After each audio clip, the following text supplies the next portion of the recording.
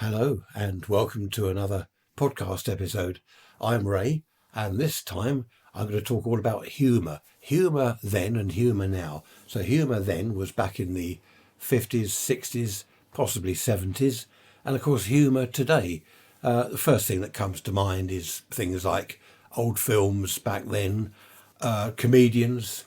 Someone said to me the other day, how did they get away with it back in the 60s? How did the comedians on television get away with telling jokes like that? It wasn't a case of getting away with it.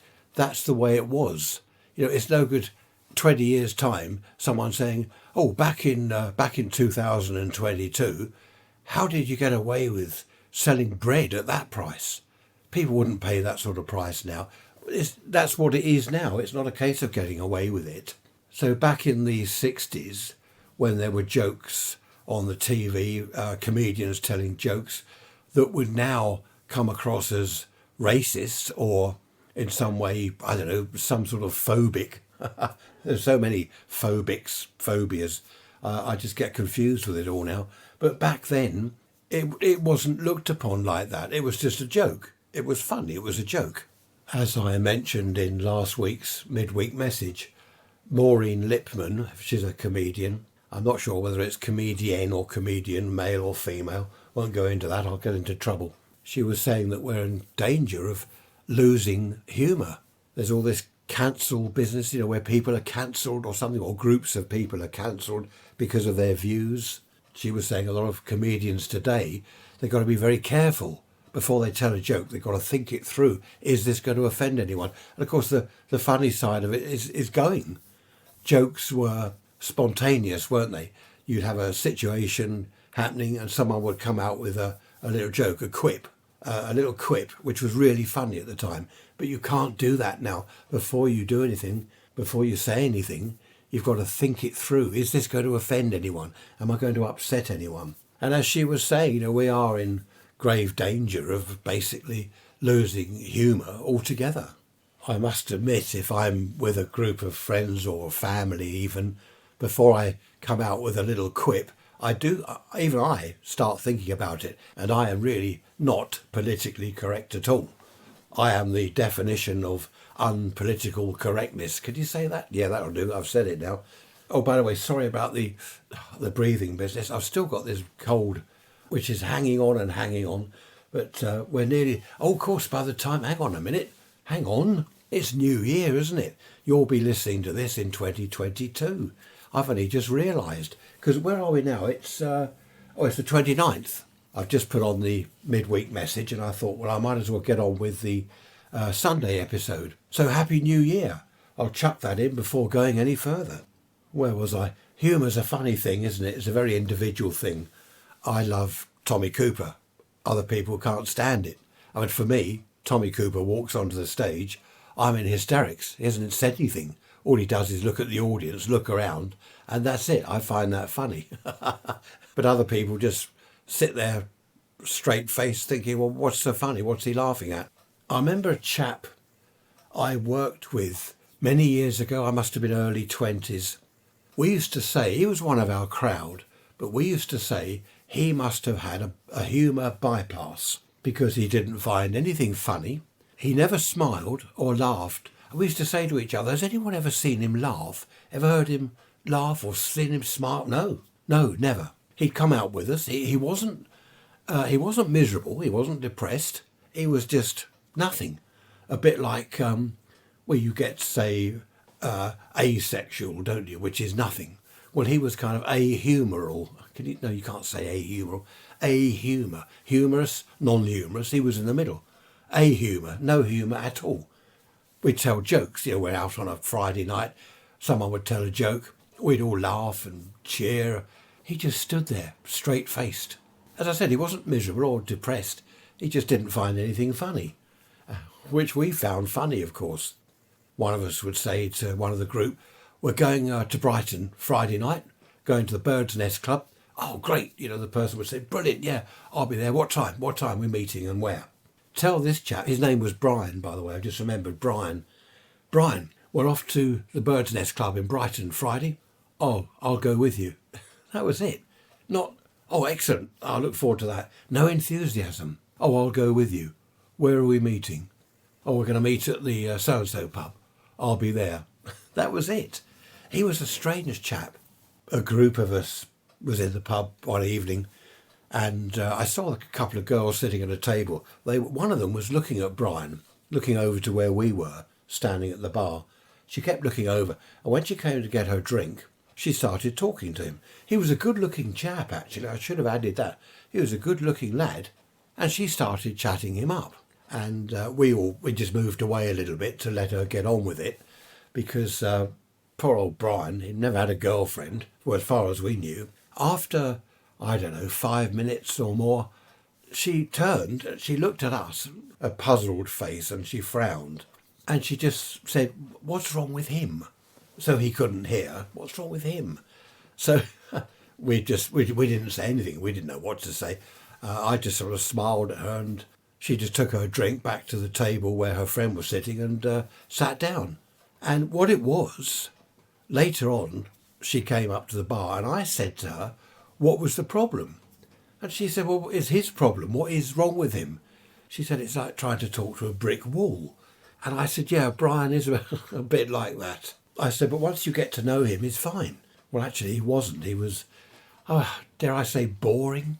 Well, he was part of our crowd. He worked with us. So he just came along with us. I don't think we looked upon him as boring. But he lost the opportunity of going out with her because she said, I rather liked him. I wouldn't have minded going out with him. But that was the end of that. What a shame. I bumped into Brian, 10, 15 years later, after, we'd all gone our own ways and got married and had kids and all this sort of thing. I was sitting on the seafront, on the promenade. What I was doing there, I've no idea. But I'm sitting on the promenade, probably watching the girls go by, knowing me. And I saw Brian heading my way. He was heading towards me, head down, looking at the ground, as he always used to. He'd never look up, look around, always head down. And I called over, Brian. He looked up, he saw me, came over and sat next to me on the bench. And he just said, hello. That was it. I said, oh, Brian, here, hi, how you doing? Haven't seen you for, 10, 15 years. How are you? I'm all right. How are you? I said, well, I'm fine, yeah. I said, married and got a son. I said, what about you? What's life thrown at you? Oh, I got married, he said. And I was quite amazed. So someone actually married him. Someone wanted to live with him. There must have been some sort of miracle. So I said, oh, great, well done, Brian. Any children? Well done. No, she left me after a year. That was it. He said that she left him because I tried not to laugh. She said she couldn't stay with him anymore because he was depressing, a depressing character. It's not that he was depressed, but he depressed other people because of his way. If someone phones you, Fred phones you, and you say, oh, hello, Fred, how you doing? Oh, not too bad. It's raining again. My knee hurts. Oh, my knee's been bad. I might have to go back to the doctor about it. It really has been bad. And after the phone call, you're thinking, oh, I really wish he hadn't phoned. People like that bring you down, don't they? You might be quite jolly, quite jovial, and after a 5-minute phone call with someone like Fred, you're thinking, oh, it's all doom and gloom. We're doomed. Whereas someone else will phone you, say Sally will phone you, and you say, hi, Sally, how you doing? Oh, I'm great. Isn't it a lovely day? The sun's out. We're well into the summertime now. Looking forward to going to the beach. All jolly and jovial. Unlike Fred, old doom and gloom Fred.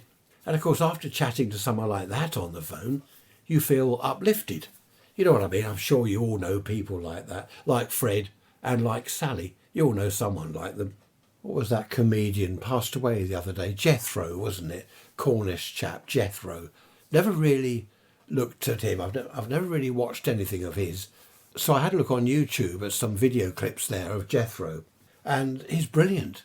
Absolutely disgustingly filthy, the jokes. Well, not all of them, some of them. But brilliant. I've actually found myself laughing out loud. I loved it. So I'm going to find some more of his stuff on YouTube and have a look. And I mentioned this to a friend of mine. I said, do you know this Jethro chap? I've never really watched him. I've heard of him. And, he said, awful. Oh, dreadful person. Absolutely dreadful. Doesn't make me laugh at all. Now, isn't that strange? And this chap, he liked Charlie Chaplin, which leaves me cold. Charlie Chaplin, with his cane, his walking stick thing, and his funny walk. I don't find that funny at all. Laurel and Hardy, that's what I can watch. Laurel and Hardy again and again.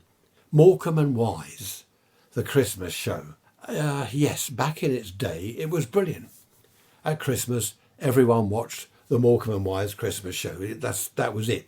That was part of Christmas. But when they put it on now, it's too old hat. Laurel and Hardy, I mean, they go back to the 30s, is it? 20s?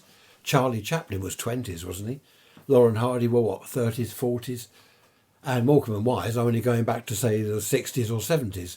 But it's good humour, Morecambe and Wise. I liked that one where they're sitting on the pier and they're looking at the sea. They're in their deck chairs, they look at the sea, there's seagulls around. And one of them says, "It's nice out, isn't it?" And the other one says, "Leave it out." I mean, dear, I mustn't laugh because I'll start coughing. So I mustn't laugh. But that's funny. But not every single Christmas. Every single year, year in, year out. Oh, Christmas, here we go. Morecambe and Wise again. It just gets too much. I think the BBC have had a lot of complaints, a lot of problems recently about repeats. I read somewhere that a third of their Christmas content on television, a third of it, is not just repeats, but repeated repeats, going back way when. All the Carry On stuff. I was watching Carry On, what was it, Carry On Up the Jungle, there's so many of them. And that's where these, what is it, double entendres come in. Or Jubilee entendre, I can never say it properly. Double entendre, that'll do. Where someone, what was it? Was it Sid James? He said, "Oh, where's my wife?" And someone said, "Oh, gone to the hairdressers." And he said, "Oh, I hope she's not having it off." Having it off. That's the double entendre, isn't it? He meant, obviously, "I hope she's not having all her hair cut off." And the way, yes, anyway, I don't need to explain that, do I? I hope she's not having it off. But it's all that sort of stuff. I grew up with that, and I still find that funny. I mean, Trish, my wife, she was looking at me, 'cause she's a bit younger than me, 11 years younger, and she was frowning, and she was saying, "That is really terrible, you know, it's so corny." But, I mean, she was around, obviously, in that time, but being a bit younger, I suppose she wasn't quite watching what I was watching. I don't know. Someone will walk into a bar up to the barmaid who's rather well endowed, and someone like Sid James, Bernard Breslaw, or whoever would say, "Hello, how are you both?" I'm not going to explain that because you know. I just find that funny. These days, apparently, we can't get away with that.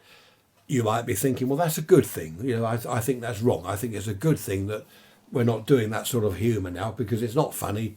It's degrading to women, blah, blah, blah. Whereas on the other hand, you might be thinking, "Oh, that's great. I wish there was more comedy around like that now because it's funny.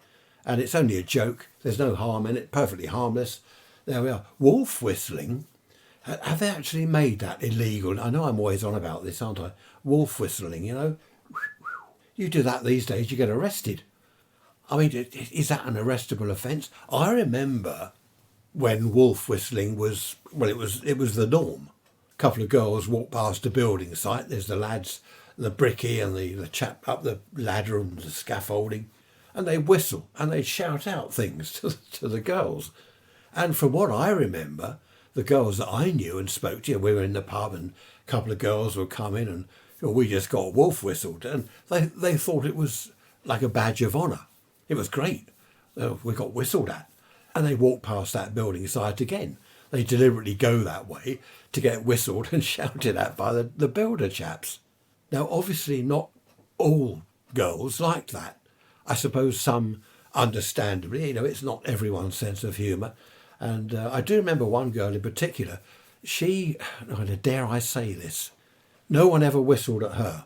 No building site people ever shouted out obscenities or whatever. No, they weren't obscenities. Well, I suppose these days you'd say they were obscenities. People drive past in the works van, you know, shout things out of the window. "Hello, darling." Well, I won't say what they said because I'll get arrested. But I do remember one girl, she was saying, "Well, I think it's awful, it's dreadful. No one ever whistles at me. I wouldn't like it at all if they did." Well, to be honest, and someone did actually say to her in the nicest possible way, in the nicest possible words, they basically said, well, look, you are ugly.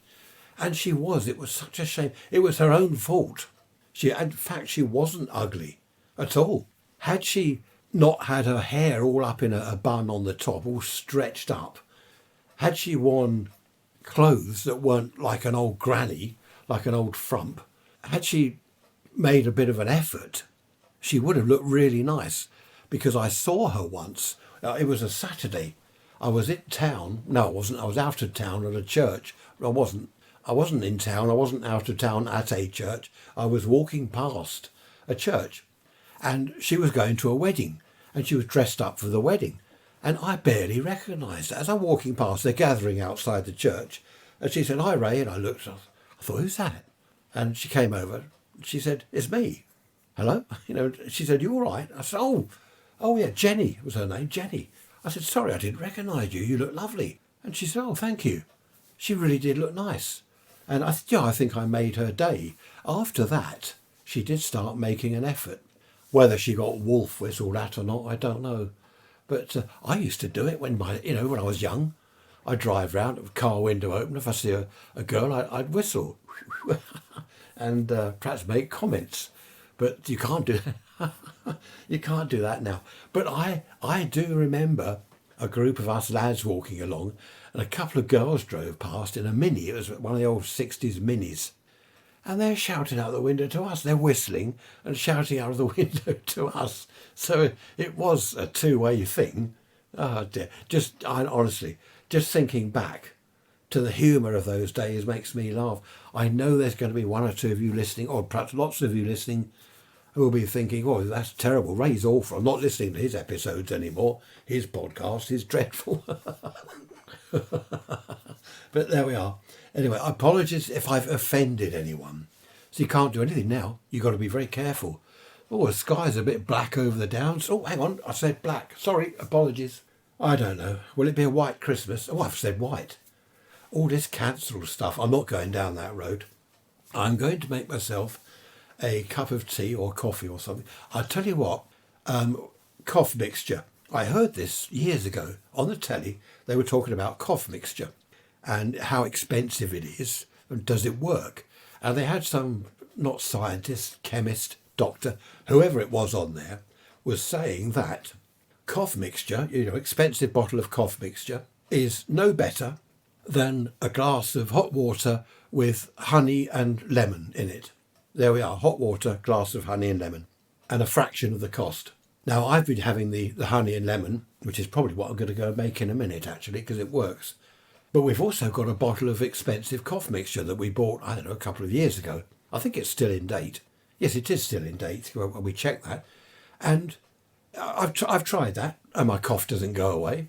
I try the honey and lemon, and my cough does go away for a while. Not permanently, but I think the honey and lemon in hot water is better than all these proprietary expensive brands of cough mixture. So there we are, that's that. That's moaned about that. Do you remember the old seaside postcards that used to be sold? I don't know, were they worldwide, or was it just the UK that had them? Perhaps it was just the UK that were full of smutty jokes. But they were brilliant. They got banned. I think they got banned or something. They were taken away, yeah.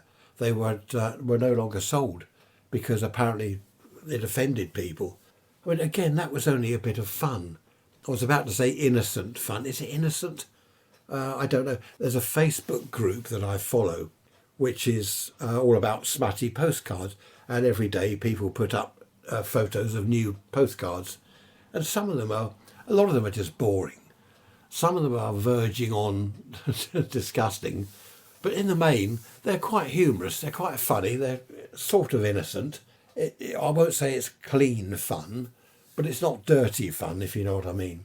But of course, that's all gone. You'd walk along the seafront. I remember as a kid walking along the seafront with my parents. Perhaps that's why, because I'd look at these postcards and I'd stop.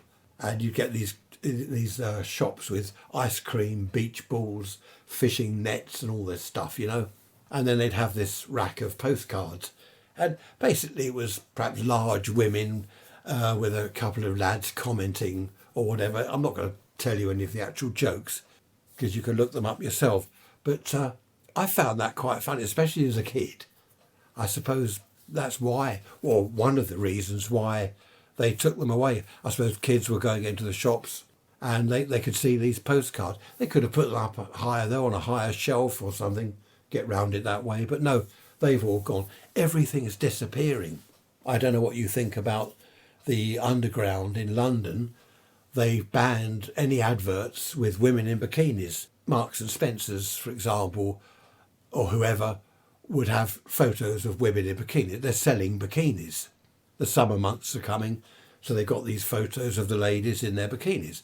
Well, the Mayor of London banned that lot. You can't do that now. What do you think about that? Email me, raiserants@protonmail.com. Raise Rants, all one word, at protonmail.com. What do you think about that? In the old days, the car adverts were all, you get a sort of half-naked lady, wouldn't you, sprawled on the car bonnet, which was nothing to do with the car, perhaps selling a Hillman Minx or a Triumph Herald. And there she is sprawled on the bonnet, half-naked, which I don't know what she's there for. I suppose, no, if she's there to drag your eye towards the car, well, that didn't work because it would drag your eye towards the lady. I don't know. But of course that's stopped now. But the worrying thing is, I think this is what Maureen Lipman was getting at. Where will this end? We will end up with no humour at all. We will end up with people not daring to say anything in mixed company or in public or even in private for fear of offending someone. If it gets to that stage, and I think it will, if that's where it's going, if it keeps on like this, it will get to that stage. I am well known in our family for being, what's the word I'm looking for? Coming out with lewd comments. I do filter them a little bit. Obviously, if there are kids around, if the grandchildren are here, especially little ones, then I am obviously very careful. But if it's all adults, like it was Boxing Day at Christmas, then I will look for opportunities. I won't say which member it was, but one member of our family, we were at a pub years ago one summer, and she ordered a Coke and I ordered a glass of Coke because I was driving, and she got a half pint brought to her by this waiter chap, and he gave me a pint of Coke, and she said, "How come you've got a big one?" And that was it. That's an open goal, isn't it? I just said, "Well, I was born lucky." Of course everyone laughed. She thought it was funny. "How come you've got a big one?" They know not to say that sort of thing to me because they know what will happen. I've got my honey and lemon drink now, which is helping a little bit. So what do you think of that? "I was born lucky, how come you got a big one?" I mean, do you find that offensive? Would you find that funny? I don't know. If you were sitting there outside a pub at a table, would you find that offensive or funny? Let me know. Do let me know. It'd be interesting. I remember one year we were all gathered round the family. Again, I'm not going to mention names. And one husband, he said, I don't have sex anymore. He was an old chap. "I don't have sex anymore." And his wife said, "I do." Of course, everyone laughed. And that wasn't, I don't know, that wasn't lewd or rude in any way, was it? It was just funny. What do you think of that sort of thing? That wasn't in front of the kids. He wouldn't have said that in front of them. They were in the other room, I think, or in the garden or wherever. So yeah, we all found that quite funny, and we often remind each other of that one because it was funny.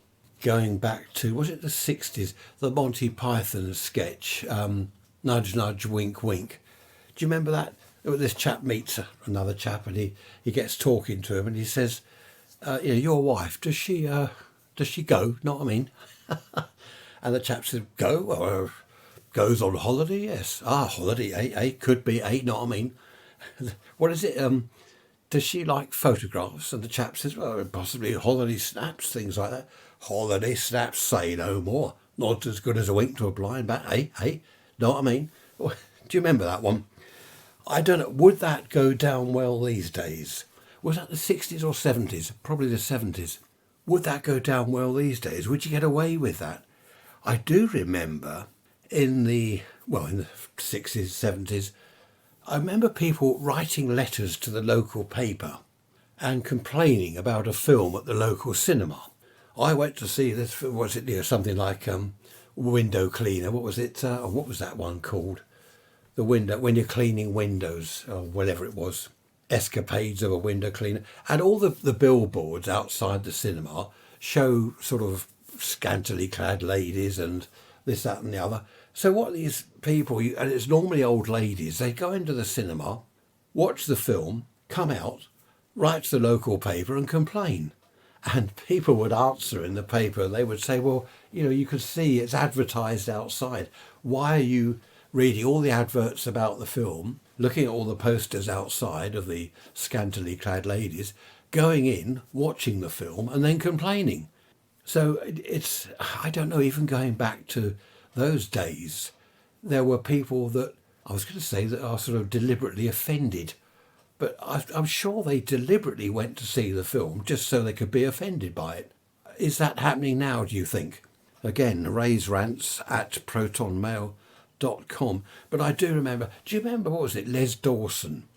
I was never particularly into Les Dawson, but all his, I can't remember his jokes, but I wouldn't say my wife's fat, but she can't get on a bus or something like that. He was always on about his wife, wasn't he, or his mother-in-law. All the Les Dawson mother-in-law jokes. It was a different type of humour with him. I can't remember a lot of their names now. It's so long ago. The 60s, good grief, it's so long ago, isn't it? The years are just flying past. I mean, we've now done Christmas 21. We're heading, well, no, we're now, when you're listening to this, we're into January 22. Good grief, where's it going to end? I don't want to know. I don't want to know where it's going to end. I want to carry on. I have watched some of the, are they called stand-up comedians? Where they just stand there telling jokes. I've watched some of today's and I don't know, I don't find it funny at all. I just don't find it funny. Whereas going back, these are names you may or may not remember, depending on your age. Mike Yarwood, do you remember him doing the impressions of famous people? Harold Wilson, he used to do that one, and various others. Freddie Starr. Was Freddie Starr the one that wore Wellington boots with left and right written on them? I think it was. Dave Allen. Do you remember the Irish chap, Dave Allen? And his jokes, they were good. As I said earlier, Tommy Cooper.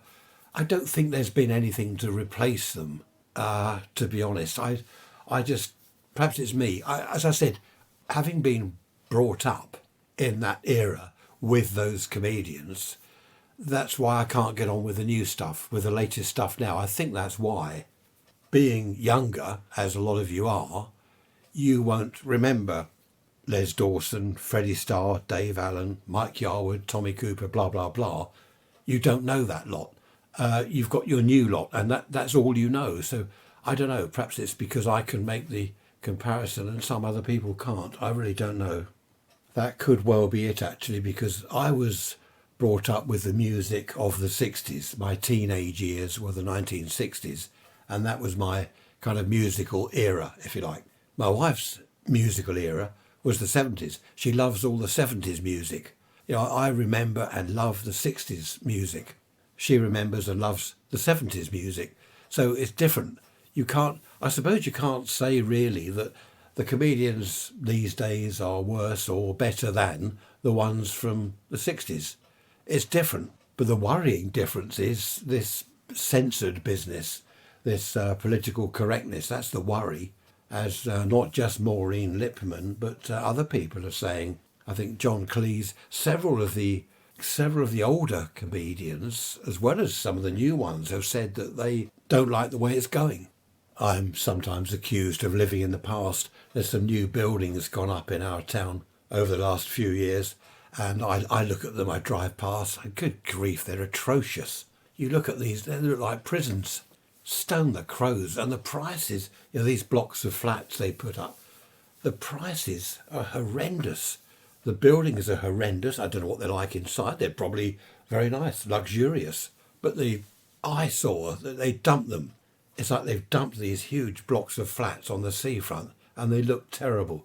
I don't know what's wrong with architects these days. What do? Where do they get their ideas from? They're on drugs or something. We were driving, where did we go the other day? Can't remember. And there's a couple of new blocks of flats just gone up where I remember them, there were two lovely big houses there. And I just said to Trish, I said, look at that monstrosity. I hadn't seen it before. It must have been, mind you, I don't get out much, as you know. But I said, what is that supposed to be? And she said, well, they're flats. I said, yeah, but do you remember the houses that were there? Lovely houses. And she does, because they've only just recently gone up. Absolutely appalling. I don't know what's wrong with the local council. There must be something wrong with them. They need help. They certainly need something. I can't begin to imagine. There's another prison looking. It's a round type of thing, not far from the centre of town. A round thing with a sloping roof. And there's all bars around it. It looks like I don't know what it looks like. It looks like a bent saucepan. It's atrocious. How that ever got planning permission, I don't know. Well, probably backhanders. You know what I mean? Say no more. Backhanders. Oh dear. Of course, in the good old days, it was all cash, wasn't it? Everything was cash. I need a plumber. Oh yeah, a mate of mine will do that for cash. Anyone know an electrician? Yeah, my mate will do that for you. He only takes cash. Oh, right, yeah, that's fine. They're trying to do away with cash, aren't they? Whoever they are, they're trying to do away with cash. It's all cards now, isn't it? Credit cards. And what are these cards where you just wave it around? And it was up to a £30 limit. I think it's now a £100 limit. You just wave your card at some machine and it takes your money. Trouble is, other people wave their phone or something near you and they've taken 30 quid from your card. I don't know. I quite like cash, actually. It's handy, isn't it, cash? You know where you are. What was that advert? A card speaks louder than cash or something. No, it doesn't. Money speaks, cash type money speaks far louder than a card, especially if you're trying to give some cash to a dodgy builder or electrician or plumber.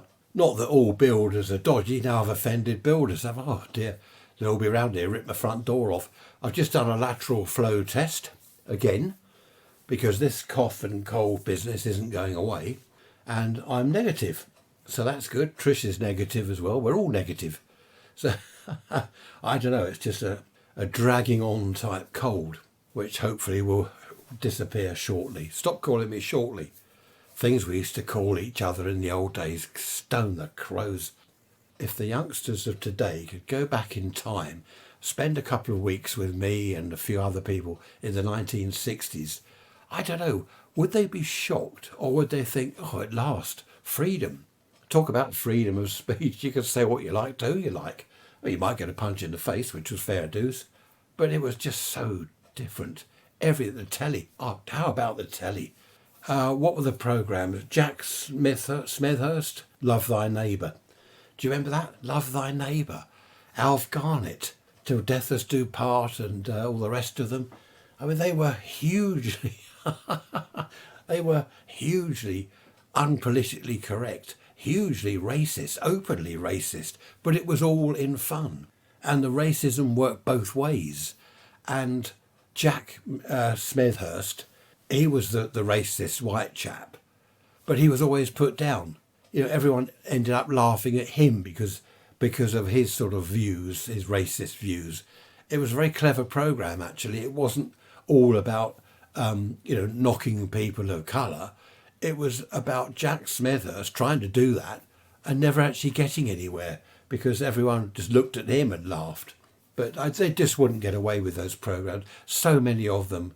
I don't know about things like Steptoe and Son. Do you remember Steptoe and Son? I don't know whether there's anything that could be looked at as dodgy. A lot of the programmes were just rubbish. Like Crossroads. Oh, who remembers Crossroads? The acting was absolutely appalling. It was on every afternoon, I believe, at 4:00. Crossroads Motel. It was absolutely appalling because I worked in the radio and TV workshop.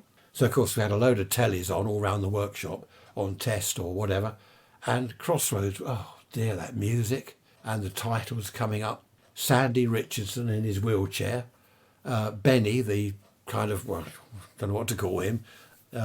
He was sandwiched short of a picnic. Who else was there? There was Diane, Vince, I can't remember. Amy Turtle.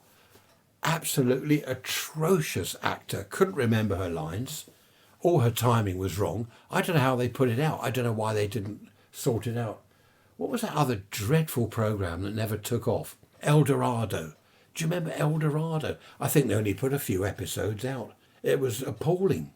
It was about English people that had gone to live in Spain, I believe, and it just didn't work. I think, was there a chap in a wheelchair there? What do you think about this? The new programmes today, to be politically correct and have a fair balance of everything, any new programme, you've got to have white people and coloured people, and you've got to have a couple of lesbians thrown in, a couple of gay chaps as well, plus a couple of heterosexual couples. So that's all balanced out nicely. I don't know. You've got to have all these different things, the trans people, and I'm lost with it all. I'm lost with the whole thing.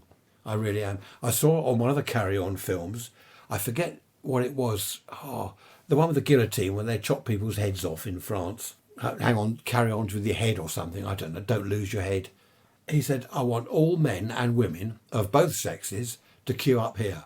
Trish and I looked at each other and we both said, yeah, that is fitting for today. That line is great today. Men and women of both sexes.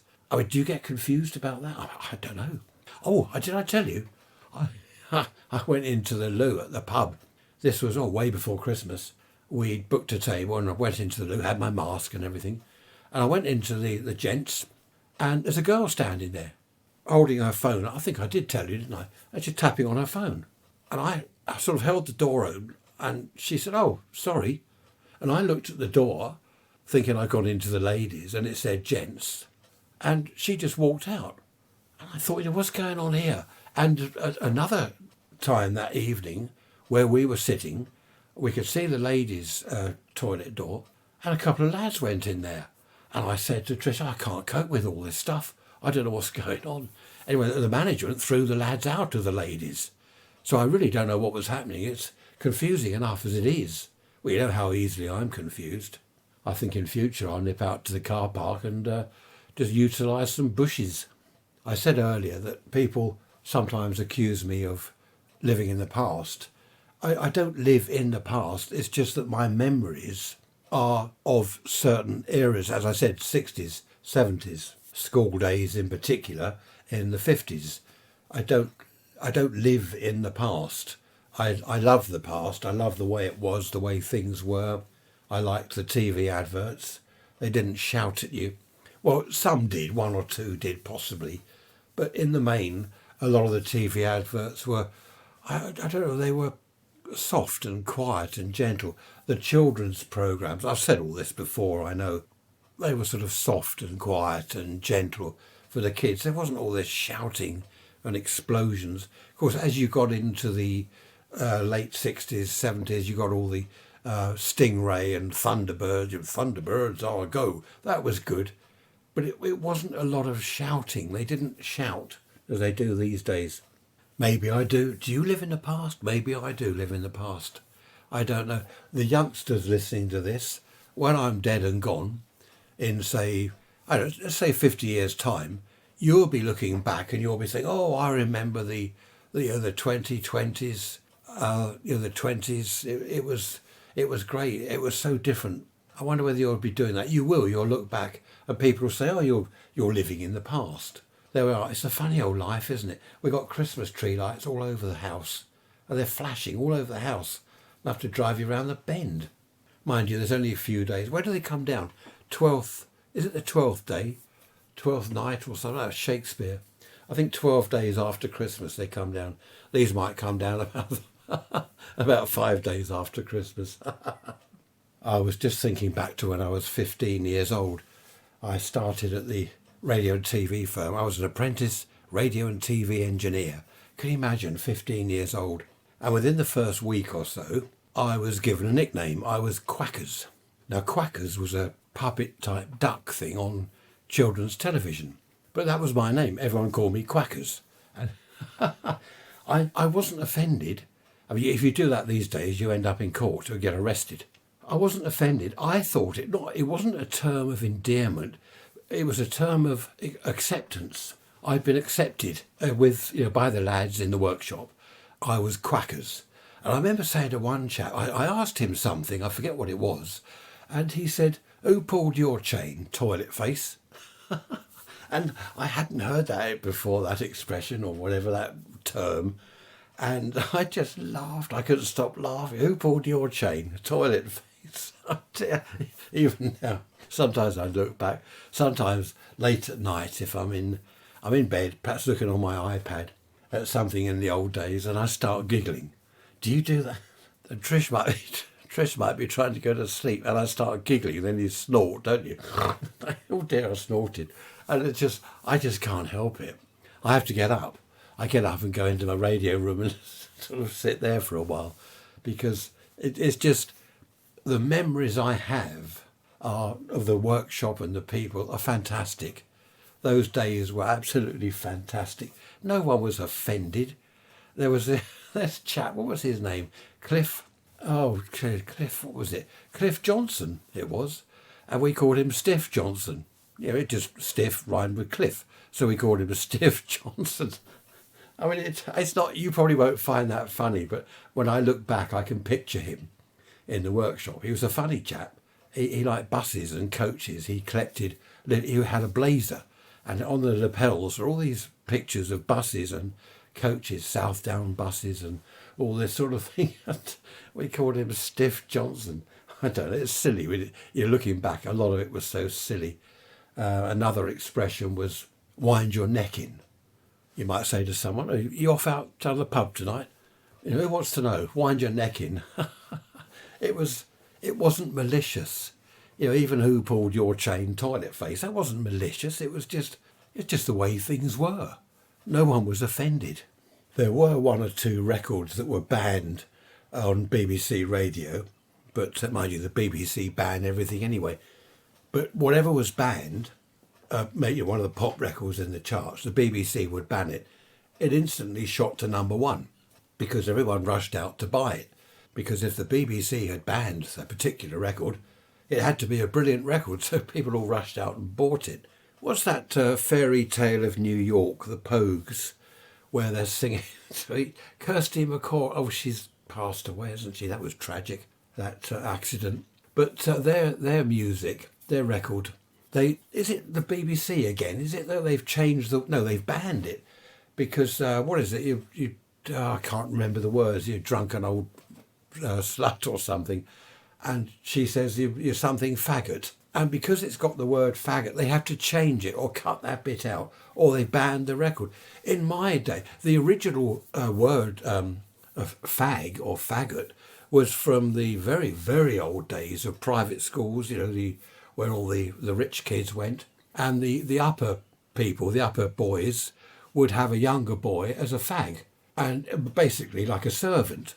That's what it was all about. It's also food, faggots. Brains, do you remember Brains faggots? Are they still going? They were meatballs, I think, in a tin. But now they're trying to change everything. I mean, it's got totally out of hand. Whenever anyone mentions the word faggot to me, all I think of is Brains faggots. If someone says fag, I think of a cigarette. Anyone got a fag? Do you want a fag? They were fags. I was going to buy some fags.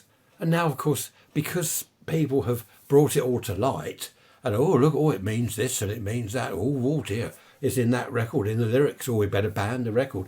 The whole thing has just got totally out of proportion. But who am I to complain? I don't know.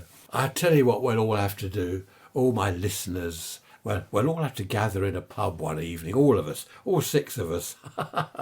And we'll have a few beers too many, and we'll all have a good old rant and rave and moan about the way things are and the way things were.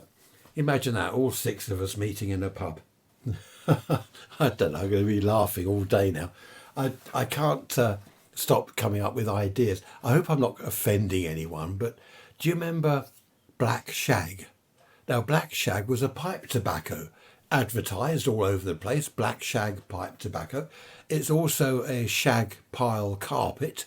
You buy it's the very thick pile, isn't it? They call it shag pile. But recently, I read somewhere, right, we can't use that word anymore. Oh, that's naughty. Ban that word. Do you know we're going to end up with no words at all at this rate? They've changed on your toilet cistern. You no longer have a ball cock. You have a water valve or something. There are so many things that have been changed and are being changed. I'll have to write them all down. There's bound to be a list somewhere online. If you just type in banned words or something like that. I mean, the word gay came from having a gay time, a happy time. Years and years ago, well, I was going to mention something else. I better not mention that for fear of offending people. But here we go. You see, even now, I'm not saying certain things for fear of offending people. No one wants to be rude to anyone. No normal person wants to deliberately offend people or deliberately be rude to people. The worry is accidentally offending someone. If you just say, I could do with a fag, and you're talking about a cigarette. If you get the wrong person hearing that, did you hear what he said? He wants a fag. This is where it's all going to get silly. It'll end in tears, I'll tell you that. This will all end in tears one day. I know that quite a few people on Twitter, they don't comment or remark, they don't do any tweets, they only read other people's tweets. And the reason they don't comment or remark on anything is because they're frightened of being attacked, targeted or whatever, accused of things, accused of this and that. So they just read and they don't write down what they really think. And of course, if you get to the situation where people are afraid to say anything, afraid to say what they really think, then where is that going? Where is that going to lead? It's going to end up with just the few people that shout loudest and longest. They're going to be in charge. I don't know. I dread to think what the future holds. This is, as I've said many times in the past, over the years, this is where I'm quite pleased to be my age. On a lighter note, talking of Fairy Tale of New York, I heard that record played on Christmas Day on the radio, on 1395 kilohertz, a pirate radio station. Yes, I knew that if I tuned around medium wave, the AM band, on Christmas Day, it was about, 11 o'clock, I knew I'd find a pirate radio station.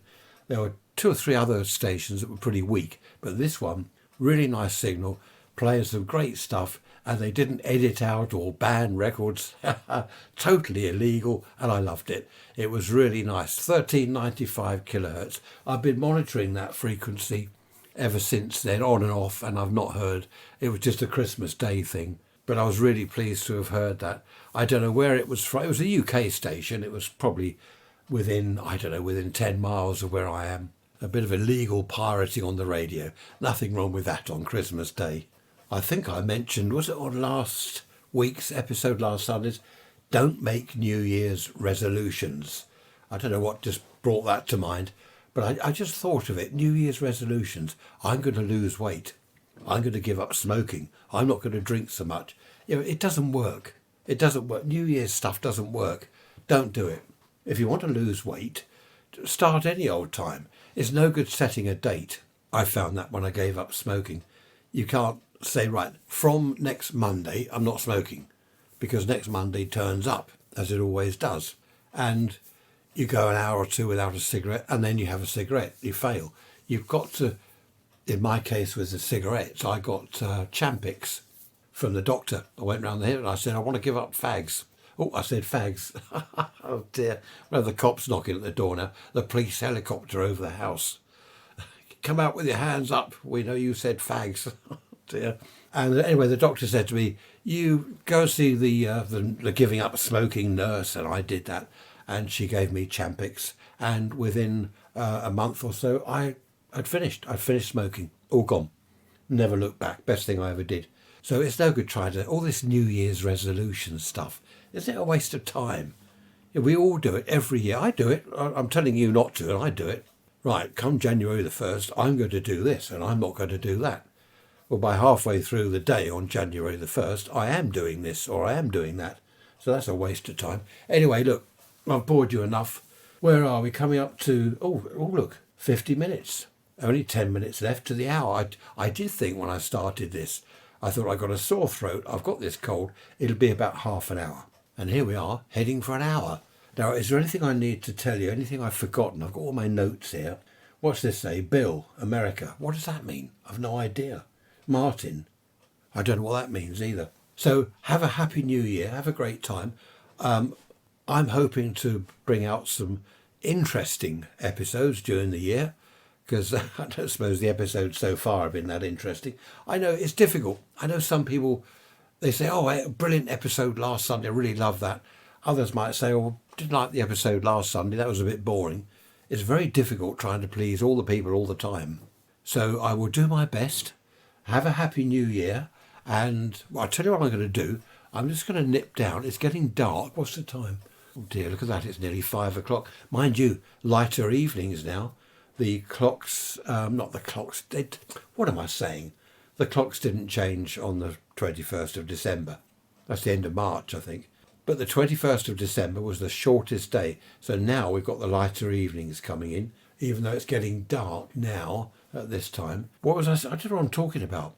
That was it. I'm going to go downstairs and grab a beer, and I shall be back in a nanosecond.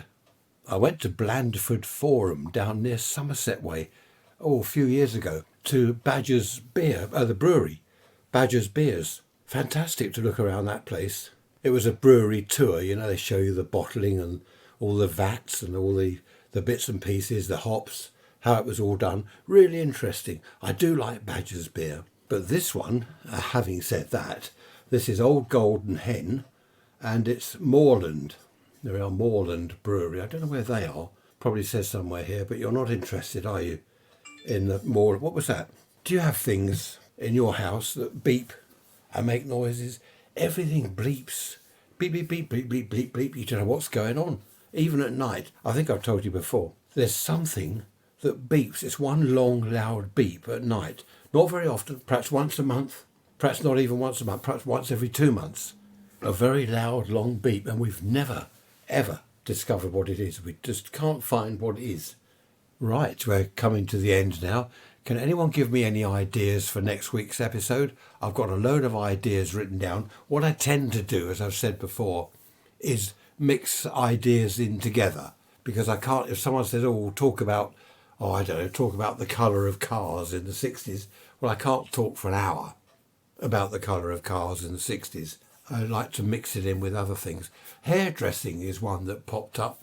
Do you remember, not so much the lads, but the girls back in the 60s, 70s, the various hairstyles. Now that's interesting. I might mingle that one in with other stuff on one of the Sunday chats. I don't know hairstyles. To be honest, I can't remember. I just can't remember. I remember girls. I remember loads of girls, but I don't think I was looking at their hair. So is that naughty? It is a bit naughty, isn't it? So if you've got any ideas, email me. I'd like to sort of mull over ideas. Even if you think, this is a stupid idea, I'll probably think it's stupid as well and just delete the email. No, I won't. I will always answer emails, but just be good to give me some ideas to mull over. As I say, if I get half a dozen ideas, I can chuck them all in the pot, mix them up, and then talk rubbish for a whole hour. I just picked up my bottle of Old Golden Hen and realised that the lid's still on the bottle. So I better take that downstairs and find a bottle opener. So before I do that, Happy New Year. Have a great New Year's Eve, whatever you're doing, or New Year's Day, whatever it is you're doing. Stay safe. Don't do anything daft like I probably would. And I shall see you on Wednesday for the midweek message and next Sunday for the hour-long or almost an hour-long episode. Take care. Thanks for listening as always. And don't forget to email me. Bye-bye for now.